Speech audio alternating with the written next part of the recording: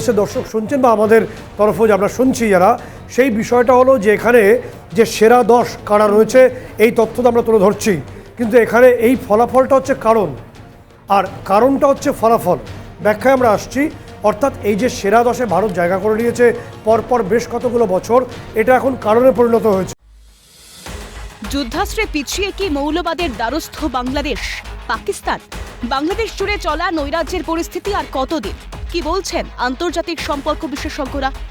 বাংলাদেশের সেনাপ্রধান ওয়াকারুজ্জামান ঘনিষ্ঠদের কি একে একে জেলবন্দি করা হবে? কি ভবিষ্যৎ পড়শি দেশের সেনাপ্রধান ওয়াকারুজ্জামানের? সম্প্রতি তিনি বিশেষ বৈঠক করেছে বিএনপি নেতৃত্বের সঙ্গে। ভারতের সঙ্গে সুসম্পর্কের পক্ষে সওয়াল করেন ওয়াকারুজ্জামান। আদতে বাংলাদেশের অবস্থান ঢাল নেই, তরোয়াল নেই নিধিরাম সর্দারের। এদিকে আধুনিক সুসজ্জিত সমরাস্ত্রের নিরিখে সেরা 10-এ জায়গা ভারতের। 7টি প্যারামিটার ধরে 145টি দেশের মধ্যে সমরাস্ত্রের সেরা 10 রাষ্ট্রের তালিকা তৈরি। পাওয়ার ইন্ডেক্স যার যত কম হবে, উচ্চতা তত বেশি হবে। এই তালিকার 10 নম্বরে ন্যাটো গোষ্ঠীভুক্ত ইতালি, 9মে ভারতের পড়শি দেশ পাকিস্তান, 8 নম্বরে তুরস্ক, 7 নম্বরে জাপান, 6 নম্বরে ইউকে বা গ্রেট ব্রিটেন, 5 নম্বরে দক্ষিণ কোরিয়া, আর 4 নম্বরে ভারতের অবস্থান। অস্ত্র আমদানি এবং ডেভেলপমেন্টের নিরিখে তালিকার প্রথম 5-এ ভারত। ভারতের যে পাওয়ার ইন্ডেক্স আমরা দেখতে পাচ্ছি এখানে রয়েছে, সেটা নির্দিষ্টভাবে তোমাকে মনে রাখবো 0.1023, অর্থাৎ 1023। সেখানে পাকিস্তানের 1711, পার্থক্যটা বোঝা যাচ্ছে। এরপরেই 3 নম্বরে চলে আসছে তোমার চীন সেকেন্ড তাদের যে ডিফেন্স বাজেট সারা পৃথিবীর মধ্যে, অর্থাৎ নির্দিষ্টভাবে আমেরিকার পরেই। 2 নম্বরে রাশিয়া রয়েছে এবং 1 নম্বরে রয়েছে আমেরিকা। ভারতের হাতে অ্যাটাকিং এবং ক্যারিয়ার এয়ারক্রাফটের সংখ্যা অন্তত 1700, কিন্তু পড়শি পাকিস্তানের হাতে সর্বমোট 200 এয়ারক্রাফট। ভারতীয় নৌবাহিনীর হাতে অত্যাধুনিক সাবমেরিন তুলে দিতে প্রধানমন্ত্রী মোদীর ফেব্রুয়ারির সম্ভাব্য ফ্রান্স সফরের দিকে তাকিয়ে দেশীয় প্রতিরক্ষা ব্যবস্থা। অন্তত 3টি স্করপিয়ন গোত্রের সাবমেরিন আমদানিতে চুক্তিবদ্ধ হতে পারে দিল্লি, প্যারিস। এই আমদানিতে শিলমোহর পড়লে ভারতের সমরসজ্জায় 27টি সাবমেরিন যুক্ত হবে।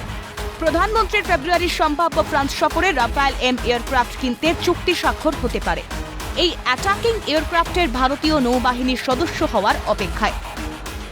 নৌবাহিনী তো যদি আমি একটু তাকিয়ে দেখি এই দুটো দেশের তুলনায়, অর্থাৎ পাকিস্তান এবং ভারতের তুলনা যদি করে নিই ক্ষেত্রে, অর্থাৎ 4 নম্বর এবং 9 নম্বর তুলনা করে নিই, তাহলে আমাদের হাতে এই মুহূর্তে রয়েছে এয়ারক্রাফট ক্যারিয়ার, সেটা রয়েছে 2টো, রাশিয়ার হাতে রয়েছে 3টে, এবং চীনের হাতে রয়েছে 6টি মতো রয়েছে, এবং ব্রিটেনের হাতে রয়েছে 1টি, এবং পাকিস্তানের হাতে এয়ারক্রাফট ক্যারিয়ার এখন 0, একটাও নেই, এবং বাংলাদেশের তো নেই।